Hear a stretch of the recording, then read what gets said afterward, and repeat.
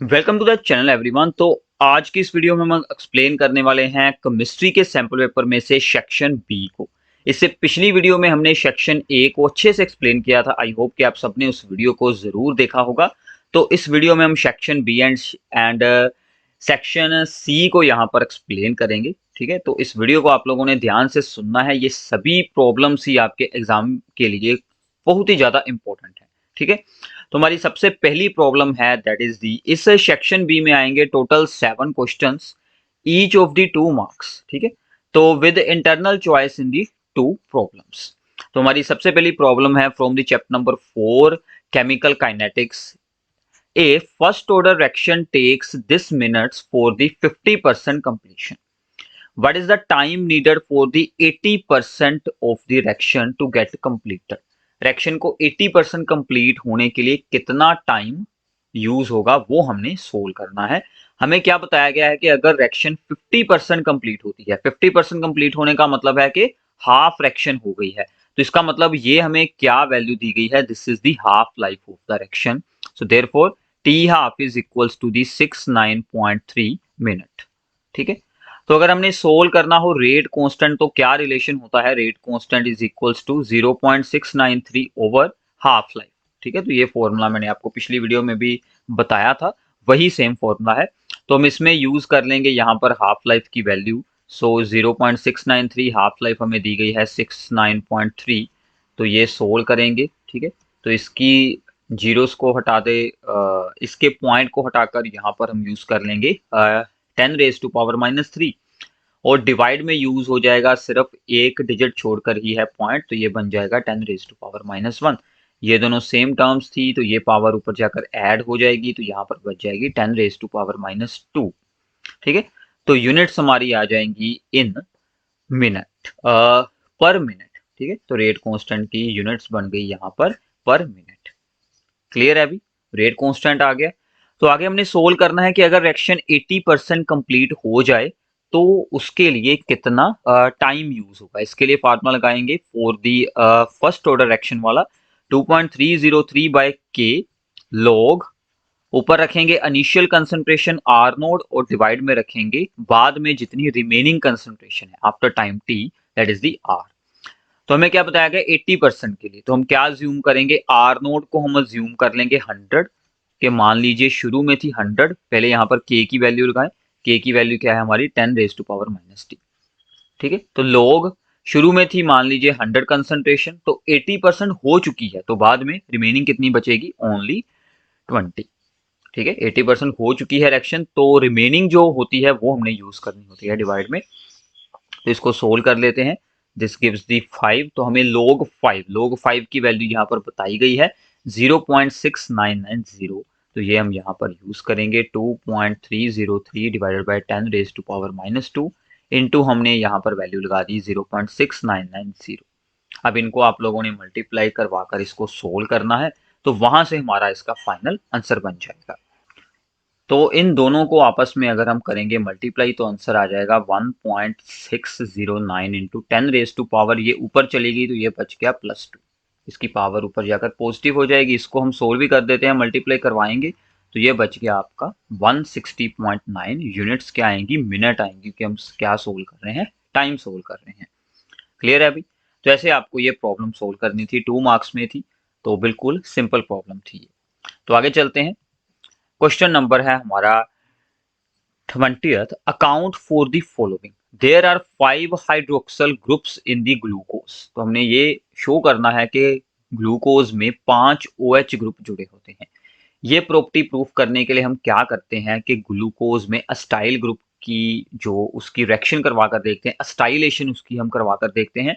अस्टाइलेशन से हमें इसके बारे में आइडिया हो जाता है कि उसमें 5 यहाँ पर OH ग्रुप्स जुड़े हुए हैं। तो हमने क्या किया कि acetylation of the glucose with the acetic anhydride gives the glucose pentaacetate. तो हमें यहाँ से क्या मिलता है, पेंटा एसीटेट मिलता है, क्योंकि जितने OH ग्रुप होंगे तो असाइलेशन सिर्फ OH ग्रुप की ही होगी। तो अगर हमें यहाँ पर ऑब्टेन हुआ है पेंटा एसीटेट, तो इसका मतलब उसमें 5 OH ग्रुप्स जुड़े हुए थे। ठीक है, which confirms the presence of the 5 OH groups in the glucose. Since it is a stable compound, the 5 OH groups should be attached to the different carbon atom. क्योंकि ये एक स्टेबल कंपाउंड बनता है, इसका मतलब कि 5 OH ग्रुप अलग अलग सी एटम्स पर जुड़े होंगे। इसका मतलब कुछ ऐसा होगा कि एक तो होता है ग्लूकोज में CHO और बाकी सभी के पास एक एक OH ग्रुप होता है सब यहाँ पर, ठीक है। टोटल 6 कार्बन होते हैं, तो 5 कार्बन के पास यहाँ पर OH ग्रुप होता है। तो सभी का OH ग्रुप अस्टाइलेशन मतलब क्या होता है कि CH3CO ग्रुप को जोड़ना, ठीक है। तो अस्टाइलेशन मतलब हमने यहाँ पर हाइड्रोजन की जगह पर क्या जोड़ दिया है, CH3CO ग्रुप, तो यहाँ पर अटैच हो गया CH3CO, ठीक है। इन सभी के साथ अटैच हो जाएगा तो ये हमें क्या मिल जाएगा, ग्लूकोज पेंटा एसिटेट, ठीक है। तो यहाँ से हमें आइडिया हो जाता है कि इसमें 5 OH ग्रुप अटैच है। क्लियर है अभी। सेकंड में उसने पूछा है कि glucose is a reducing sugar. Reducing sugars क्या होती हैं, जो किसी दूसरे कंपाउंड को रिड्यूस कर देती हैं, ठीक है। तो इसको प्रूफ करने के लिए हम यहाँ पर क्या प्रॉपर्टी एक्सप्लेन करेंगे कि ऑल मोनोसेचराइड्स, मोनोसेचराइड्स होता है, ग्लूकोज भी एक मोनोसेचराइड है, ठीक है। All monosaccharides are reducing sugars because all monosaccharides have an aldehyde group. उसके पास एक एल्डिहाइड ग्रुप होता है, या फिर अगर वो सभी कीटोन्स हो तो उनमें एल्डिहाइड ग्रुप बन सकता है by the property of the tautomerism, ठीक है। तो इसके लिए all monosaccharides are the reducing sugar. Property क्या है कि उनके पास एल्डिहाइडिक ग्रुप होना चाहिए, ठीक है। सो इसमें ये सभी एग्जांपल्स आ जाती हैं, ग्लैक्टोस हो गया, ग्लूकोज हो गया, ठीक है ना, फ्रक्टोस हो गया, राइबोस हो गया, ये सभी के सभी ही मोनोसैचराइड्स हैं। So they are called the reducing sugars because the presence of an aldehyde group makes them undergo oxidation readily to form the carboxylic acid। होता क्या है कि उनका जो एल्डिहाइड ग्रुप होता है वो अपनी खुद की ऑक्सीडेशन करवा लेता है और दूसरे की रिडक्शन कर देता है। खुद की ऑक्सीडेशन कर कर वो क्या बन जाता है, कार्बोक्सिलिक ग्रुप बन जाता है, ठीक है। फॉर एग्जांपल कुछ ऐसे होता है जैसे कि अगर हम ग्लूकोज की रिएक्शन करते हैं विद दी फेलिंग सोल्यूशन, तो मैंने आपको पिछली वीडियो में बताया था, तो फेलिंग सोल्यूशन के साथ अगर हम इसकी रिएक्शन करते हैं तो फेलिंग सोल्यूशन एक वीक ऑक्सीडाइजिंग एजेंट होता है, ग्लूकोज की ऑक्सीडेशन करवा देगा और खुद की उसकी रिडक्शन हो जाएगी। तो ग्लूकोज की ऑक्सीडेशन होकर क्या होगा, ये जो एल्डिहाइडिक ग्रुप है ये क्या बन जाएगा, यहाँ पर एसिडिक ग्रुप बन जाएगा, तो ये बन जाएगा ग्लूकोनिक एसिड। बाकी सभी ग्रुप्स ऐसे ही यहाँ पर रहेंगे और किसी भी ग्रुप में कोई भी चेंज नहीं होने वाला। तो यहाँ पर जो ये जो है ये दोनों फेलिंग सोल्यूशन से आते हैं, Cu2 positive and OH ion, इनकी रिडक्शन होकर यहाँ पर कॉपर ऑक्साइड के रेड कलर के प्रेसिपिटेट्स बन जाते हैं, ठीक है। तो ऐसे होती है फेलिंग सोल्यूशन की रिडक्शन बाय द ग्लूकोज, ठीक है। तो ये आप साथ में रिएक्शन भी एक्सप्लेन कर सकते हैं। बाकी ये सिर्फ एक नंबर में है, मतलब कि एक नंबर की प्रॉब्लम है तो आप लोग रिएक्शन को स्किप भी कर सकते हैं, सिंपली एक्सप्लेन कर देंगे, उससे भी आपको अच्छे मार्क्स मिल जाएंगे। क्लियर है। तो आगे चलते हैं। इसी में एक ऑप्शन में था, ठीक है, जैसे इंटरनल चॉइस आनी थी तो इसमें इंटरनल चॉइस है। इसके साथ एक ये प्रॉब्लम पूछी गई है कि what happens when the glucose is treated with the following reagents, bromine water. Bromine water के साथ इसकी रिएक्शन हो तो क्या होगा, तो glucose get oxidised to 6 carbon carboxylic acid. तो ब्रोमीन वाटर के साथ भी ग्लूकोज की ऑक्सीडेशन ही होती है जैसे अभी हुई थी विद द फेलिंग सोल्यूशन, तो CHO ग्रुप बन जाता है यहाँ पर एसिडिक ग्रुप, तो ये फिर से बन गया हमारे पास ग्लूकोनिक एसिड, ठीक है। क्लियर है अभी। तो दूसरा उसने पूछा है विद HNO3। अब देखिए HNO3 एक स्ट्रॉन्ग ऑक्सीडाइजिंग एजेंट है, तो उसके साथ भी ऑक्सीडेशन ही होगी, बट क्या होगा, बोथ साइड के जो एक्सट्रीम हैं यहाँ पर C एटम्स, उन दोनों की ही ऑक्सीडेशन होकर यहाँ पर एसिडिक ग्रुप बन जाएंगे and it gives us the saccharic acid, ठीक है। तो आप लोगों ने क्या ध्यान रखना है, with the Fehling solution with the bromine water हमें CHO को चेंज कर देना है यहाँ पर एसिडिक ग्रुप में, तो वो बन जाएगा gluconic acid. Strong oxidising agent HNO3 है तो उसके साथ ऑक्सीडेशन करवाएंगे तो बोथ एक्सट्रीम पोजीशंस पर एसिडिक ग्रुप बन जाएंगे, ठीक है। तो ऐसे आपको यहाँ पर एक डाई कार्बोक्सिलिक एसिड मिल जाएगा, that is the saccharic acid. Clear है अभी। तो आगे चलते हैं। Give reasons for the following, 21st question है हमारा कि during the electrophilic substitution reaction of the haloarenes, जैसे कि क्लोरोबेंजीन में हम इलेक्ट्रोफिलिक सब्स्टिट्यूशन रिएक्शंस करवाते हैं, तो हमने बहुत बार रीड किया है कि para substituted derivatives are the major products. ऐसा क्यों होता है? ऑर्थो भी बनता है और साथ में बनता है यहाँ पर पैरा प्रोडक्ट, तो उसमें से पैरा प्रोडक्ट ही मेन प्रोडक्ट क्यों होता है, ये हमने एक्सप्लेन करना है। बिल्कुल सिंपल सा आंसर है, क्योंकि ऑर्थो पोजीशन पर होती है स्टेरिक हिंड्रेंस, क्योंकि दोनों ग्रुप्स एक दूसरे के पास होते हैं, तो इसलिए वहां पर हो जाती है स्टेरिक हिंड्रेंस। जैसे कि ये वाला क्लोरीन और ये वाला क्लोरीन, ये इन दोनों में स्टेरिक हिंड्रेंस हो जाती है। इसी के कारण जो है वो यहाँ पर पैरा प्रोडक्ट ज्यादा स्टेबल होता है, इसलिए वही हमारा मेजर प्रोडक्ट बनता है। ठीक है, क्लियर है अभी? तो due to the higher steric hindrance in the ortho position, therefore the para product is the predominant and the major product. ठीक है, तो बी पार्ट में पूछा गया है कि product formed during the SN1 reaction is a racemic mixture. देखिए, सबसे पहले आपको पता होना चाहिए कि what is the racemic mixture. तो दो तरह के आइसोमर्स बनते हैं। ठीक है, तो रेज़मिक मिक्सचर में क्या होता है कि डी और एल फॉर्म्स दोनों इक्वल अमाउंट में फॉर्म हो जाती हैं, और फिर ओवरऑल ऑप्टिकल एक्टिविटी वहां पर जीरो हो जाती है, क्योंकि दोनों जो आइसोमर्स हैं, डी आइसोमर और एल आइसोमर, दोनों का सेम अमाउंट अगर बन जाए तो उसको हम बोलते हैं रेज़मिक मिक्सचर। ठीक है, तो SN1 में क्या होता है कि सबसे पहले बनता है कार्बोकटायन। तो वो कार्बोकटायन पर अटैक होने के दो ऑप्शन होते हैं, तो ये हमारा बन गया यहाँ पर एक carbocation. So this is the carbocation. Carbocation की स्ट्रक्चर होती है यहाँ पर प्लेनर, तो इस पर इस साइड से भी अटैक कर सकता है यहाँ पर OH आयन। ठीक है, इस साइड से भी अटैक कर सकता है और इस साइड से भी अटैक कर सकता है, तो दोनों के चांसेस 50-50% होकर तो दोनों टाइप के ही आइसोमर्स हमें मिल जाते हैं, जैसे is the one enantiomer and the second enantiomer. तो डी एंड एल फॉर्म हमें दोनों ही यहाँ पर मिल जाती हैं, इसलिए इसमें जो है वो यहाँ पर रेज़मिक मिक्सचर बन जाता है। ठीक है, तो ये आप लोगों ने यहाँ पर बनाकर दिखाना है। इस साइड से OH अटैच करेंगे तो ये वाला कंपाउंड हमें मिल गए। ठीक है, दोनों साइड पर अल्काइल ग्रुप जुड़े हैं। इस साइड से अगर OH ग्रुप अटैच करते हैं तो इस साइड पर अटैच होकर हमें सेकंड इनेंशियोमर मिल जाएगा। ठीक है, तो ऐसे इसमें बनता है रेज़मिक मिक्सचर। क्लियर है अभी? तो प्लीज इन सभी आंसर्स के आप लोग स्क्रीनशॉट्स सेव कर सकते हैं, नोट डाउन कर सकते हैं। इनको अंडरस्टैंड अच्छे से आप लोगों ने ज़रूर करना है। तो बहुत सारी प्रॉब्लम्स कई बार एग्जाम में रिपीट हो जाती हैं, या ऐसी ही प्रॉब्लम्स आपको पेपर में भी आ जाती हैं। ठीक है, तो इसके लिए आपका ये बोर्ड एग्जाम के लिए काफ़ी इंपॉर्टेंट है। तो आगे चलते हैं। Name the suitable alcohol and reagent from which 2-chloro-2-methyl propane can be prepared. पहले इसकी आपको स्ट्रक्चर बनानी आती हो। प्रोपेन है यानी कि 3 कार्बन है।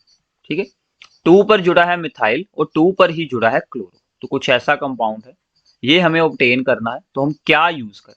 तो हम सिंपली क्या करेंगे, हमें एक अल्कोहल यूज करनी है, तो यहाँ पर पहले हम Cl की जगह पर OH यूज कर लेंगे, उसके साथ कुछ ऐड कर कर उसकी जगह पर Cl जोड़ देंगे। सिंपल सा काम है। तो हम क्या यूज करने वाले हैं, हम यूज करेंगे टर्ट ब्यूटाइल अल्कोहल या फिर 2-methyl प्रोपेन टू ओल, कि मतलब यहाँ पर Cl की जगह पर हम जोड़ लेंगे OH, तो उसके साथ हम यूज करेंगे लुकास रिएजेंट। ये क्या होता है, HCl एंड जिंक क्लोराइड का मिक्सचर। इसको ऐड करेंगे तो OH की जगह पर Cl अटैच हो जाएगा, तो ये रिएक्शन होगी। तो ये हो गया हमारा 2-methyl प्रोपेन टू ओल, यहाँ पर OH है, इसमें हमने ऐड किया HCl विद जिंक क्लोराइड, तो ये OH को यहाँ पर Cl कर देगा substitute by the SN1 reaction, तो यहाँ पर जुड़ गया Cl, तो हमारा मेन प्रोडक्ट ऑब्टेन हो गया। बाकी आपके पास और भी बहुत सारे ऑप्शन है, आप लोग इसमें PCl5 ऐड कर सकते हैं, SOCl2 ऐड कर सकते हैं, ये भी ऑप्शन आप लोगों के पास है। उसके साथ भी हम इसके साथ यहाँ पर OH की जगह पर क्लोरीन अटैच करवा सकते हैं। ठीक है, तो सेकंड था इसमें कि out of the chloromethane and the fluoromethane which one has the higher dipole moment and why. तो क्लोरोमीथेन की डाइपोल मोमेंट हायर होती है। ठीक है, बिकॉज फ्लोरीन का साइज बहुत ही स्मॉल होने के कारण इलेक्ट्रॉन्स को रिपल्शन मिलती है, जिसके कारण उसकी डाइपोल मोमेंट डिक्रीज हो जाती है। तो क्लोरोमीथेन की डाइपोल मोमेंट इन सभी से ज्यादा होती है। रीजन क्या मिलेगा, due to the smaller size of the fluorine the dipole moment of the fluorobenzene is comparatively lesser. ठीक है, छोटा साइज होने के कारण, बहुत ही छोटा साइज है, इसलिए इलेक्ट्रॉन्स को रिपल्शन मिल जाती है वहां पर। क्लियर है अभी? तो ये भी आप लोगों ने याद रखना है। तो आगे चलते हैं कि the formula of this compound could represent a carbonate और ए क्लोराइड। ठीक है, इसके साथ एक कॉम्प्लेक्स बनाने हैं हमने, वो दो टाइप के बन सकते हैं, कार्बोनेट भी बन सकता है, क्लोराइड भी बन सकता है। Right the structure and their names, हमें उनकी स्ट्रक्चर बनानी है और उनके नाम लिखने हैं। ठीक है, तो सिंपल है, एक बार हम स्क्वायर ब्रैकेट के अंदर इसको रख लेंगे कार्बोनेट को, एक बार इसको रख लेंगे Cl को। तो एक बार तो ये बन जाएगा, CO और अमोनिया जुड़े हैं यहाँ पर 5 और साथ में जुड़ा है CO3 एंड Cl। और एक बार ये बन जाएगा, ये वाला सेम रखा, अंदर Cl रख लिया, बाहर हमने CO3 कर लिया। अगर यहाँ पर हम सोल्व करें, इसकी x होती है, अमोनिया की 0 और CO3 का चार्ज कितना होता है -2, और यहाँ पर है क्लोरीन पर आएगा -1 और इस पर आ जाएगा +1 ऑपोजिट। हम इसको सोल्व करेंगे तो ये बच गया x -2 इज इक्वल्स टू +1, तो इसमें आ जाएगा +3। ठीक है, तो ऐसे ही अगर आप लोग यहाँ पर भी सोल्व करेंगे, यहाँ पर भी सेम आ जाएगा, क्योंकि यहाँ पर है क्लोरीन का -1, बाहर आएगा CO3 का -2 और इसके ऊपर आ जाएगा +2, तो यहाँ पर भी आपकी +3 ही ऑक्सीडेशन स्टेट सोल्व होकर आने वाली है। तो दोनों में ही +3 ऑक्सीडेशन स्टेट हमें मिलने वाली है। तो अब हमें इनके लिखने हैं नेम्स। तो नेम देखिए, अब इसका नाम अमाइन है, ए से शुरू होता है, इसका नाम है कार्बोनेटो, सी से शुरू होता है। तो पहले ए वाला आएगा तो इसको हम लिखेंगे पेंटा अमाइन। कार्बोनेटो, कोबाल्ट, क्योंकि पॉजिटिव आयन है तो इसका सिंपल नाम यूज कर लेंगे कोबाल्ट। ऑक्सीडेशन स्टेट है 3 और बाहर है यहाँ पर क्लोराइड। और इसी में क्या करेंगे, कार्बोनेटो की जगह पर आ जाएगा क्लोराइडो और यहाँ पर आ जाएगा कार्बोनेट। सिर्फ इतना हमें चेंज करना है, तो इसका नाम बन जाएगा पेंटामाइन क्लोराइडो कोबाल्ट 3 कार्बोनेट। क्लियर है अभी? तो इनके सिंपल नेम एंड फॉर्मूला के आपको 2 मार्क्स मिल जाएंगे इजीली। ठीक है, तो आगे चलते हैं। Corrosion is an electrochemical phenomena. The oxygen in moist air reacts as follows. तो आपका काम इजी कर दिया। ऑक्सीजन की मोइस्ट एयर में कैसे रिएक्शन होती है वो हमें यहाँ पर बताई गई है कि वो ऑक्सीजन 4 इलेक्ट्रॉन्स गेन करती है, ठीक है, और वो बना लेती है यहाँ पर hydroxyl ions. Write down the possible reactions for the corrosion of zinc occurring at the anode, cathode and overall reaction. अगर जिंक की हो रही हो करोजन तो हमें ओवरऑल रिएक्शंस को बनाना होगा। तो जिंक क्या एक्ट करेगा, zinc act as a anode, क्योंकि उसकी ऑक्सीडेशन होगी, तो जिंक अपने 2 इलेक्ट्रॉन कर देगा लॉस, तो वो बना लेगा zinc 2 positive ion and 2 electron हो गए उसके लॉस, तो ये हो गई ऑक्सीडेशन रिएक्शन। ठीक है, तो दूसरी साइड पर रिडक्शन तो ऑक्सीजन वाली ही सेम हम यूज कर लेंगे, तो कैथोड पर हो जाएगी रिडक्शन, ठीक है, ऑक्सीजन की, तो वो इलेक्ट्रॉन गेन कर कर हाइड्रोक्सिल आयन बनाएंगे। अब यहाँ पर है 4 इलेक्ट्रॉन, यहाँ पर है 2, इसको 2 के साथ मल्टीप्लाई करवाकर हमें इस रिएक्शन में इसको अब कर देना है ऐड, ताकि हमें ओवरऑल रिएक्शन यहाँ पर मिल सके। तो यहाँ पर आ गया 2 टाइम्स जिंक, तो यहाँ पर ऑक्सीजन H2O, ठीक है, इलेक्ट्रॉन इलेक्ट्रॉन सोल हो जाएंगे, दूसरी तरफ है 2 zinc 2 positive and 4 OH negative. ठीक है, अब ये जो दोनों हैं जिंक 2 पॉजिटिव और OH नेगेटिव को अगर हम जोड़ दें तो ये क्या बन सकता है, जिंक हाइड्रोक्साइड के प्रेसिपिटेट्स बन सकते हैं 2 टाइम्स। ठीक है, तो वो हम अगली रिएक्शन में यहाँ पर बना देंगे, तो हमें जिंक हाइड्रोक्साइड के यहाँ से प्रेसिपिटेट्स मिल जाएंगे। ठीक है, तो मतलब अगर जिंक की कोरोजन होती है तो जिंक हाइड्रोक्साइड के प्रेसिपिटेट्स बनने शुरू हो जाते हैं वहां पर। ठीक है भी, तो ये बहुत ही इंपॉर्टेंट रिएक्शन है, इलेक्ट्रोकेमिस्ट्री में से है। तो ऐसे कुछ डिफरेंट प्रॉब्लम्स भी बनाई जा सकती हैं एग्जाम में। ठीक है, तो इसलिए आपको अंडरस्टैंडिंग होनी बहुत ही जरूरी है। ठीक है, तो आगे चलते हैं। Explain how and why will the rate of reaction for a given reaction be affected when a catalyst is added. Catalyst add करते हैं, रेट ऑफ रिएक्शन फास्ट होता है क्योंकि वो एक्टिवेशन एनर्जी को डिक्रीज कर देता है। ठीक है, एक्टिवेशन एनर्जी को वो कर देगा डिक्रीज, तो इसलिए क्या होगा कि रिएक्शन हमारी फास्ट हो जाएगी। सेकंड है, अगर हम रिएक्शन का टेम्परेचर डिक्रीज कर दें तो टेम्परेचर डिक्रीज करने के साथ सभी मॉलिक्यूल्स की एनर्जी डिक्रीज हो जाएगी, जिसके कारण के रेट ऑफ रिएक्शन स्लो हो जाएगा। ठीक है, so rate of reaction will decrease At lower temperature, the kinetic energy of the molecules decreases, therefore their collisions decreases. ठीक है, क्योंकि जितनी एनर्जी होगी उतने ही उनके कोलिजन होंगे, एनर्जी बैरियर भी उतनी जल्दी ही क्रॉस कर लेगा, तो वो सब कुछ लो हो जाएगा, therefore रेट ऑफ फ्रैक्शन भी डिक्रीज हो जाएगा। ठीक है भाई, तो ये दोनों तो बिल्कुल सिंपल थे from the chapter number 4th। इसके बाद है कि right the reaction and IUPAC name of the product formed when 2-methyl propanol 2-methyl propanol that is the isobutyryaldehyde, इसकी हमें रिएक्शन करवानी है with ethyl magnesium bromide and followed by hydrolysis. ये वो रिएक्शन है कि हम लोग क्या करते हैं कि एल्डिहाइड कीटोन्स की ग्रिग्नार्ड रीजन के साथ रिएक्शन करवाकर उनसे अल्कोहल्स बनाते हैं। तो हमें यहाँ पर दिया गया है 2-methyl propanol। ठीक है, तो प्रोपेनल है तो CH3CH, तो यहाँ पर हो गया हमारा, यहाँ पर OH, यहाँ पर एल्डिहाइड ग्रुप, और सेकंड पोजीशन पर जुड़ा है एक और मिथाइल, तो ये बन गया 1 2 3 2-methyl, ये बन गया आपका प्रोपेनल। तो इसमें हमने ऐड करना है ethyl magnesium bromide, that is the C2H5MgBr, that is the ethyl magnesium bromide. अब ये रिएक्शन में होता क्या है कि ये जो अल्काइल ग्रुप होता है ये अटैक करता है C के ऊपर, ठीक है, और ये ऑक्सीजन अपने इलेक्ट्रॉन्स यहाँ अपने पास रख लेगा और MgBr जाकर ऑक्सीजन के साथ अटैच हो जाएगा।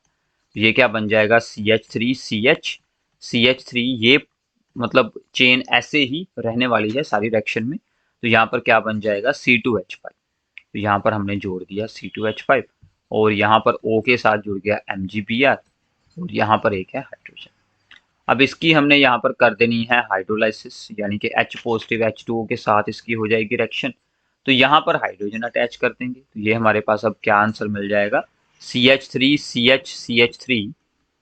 ठीक है, तो यहाँ पर OH बन जाएगा। अब इस C वाली जो चेन है उसको मैं ओपन कर कर यहाँ पर लिख देता हूँ, यहाँ पर OH बन गया, तो यहाँ पर 2 कार्बन थे तो इसको हम ऐसे लिख लेते हैं।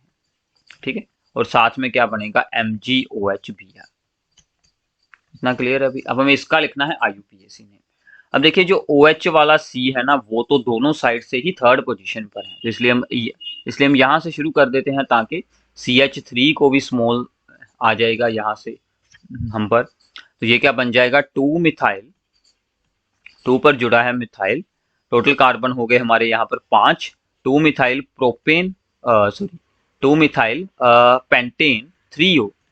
ठीक है, तो ये इसका नाम बन जाएगा 2-methyl पेंटेन 3O। ओके, अभी तो ऐसे आपने इस रिएक्शन को अच्छे से सोल्व आउट करना है। क्लियर है।